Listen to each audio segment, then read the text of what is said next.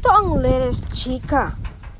Don Bell, hindi na sila tulad ng dati. Ano kayang ibig sabihin ng mati ni Idol na si Donnie Pangilinan na hindi sila tulad ng dati? Ng ka-love team na si Bell. Nako, ito na ang totoo. Kina Donnie at Bell sa 6 years na nilang pagsasama sa industriya, ganun din sa personal na buhay. May nagbago na ba? Sabi ni Donnie, madaming nagbago. Like, mas nag-matured kami at mas na-realize namin na mahal namin ang isa't isa. Mas lumalim, mas real and pure. Ayaw na naming maghiwalay. Ilalaban namin to para magkaroon ng ending ng maganda ang aming love story.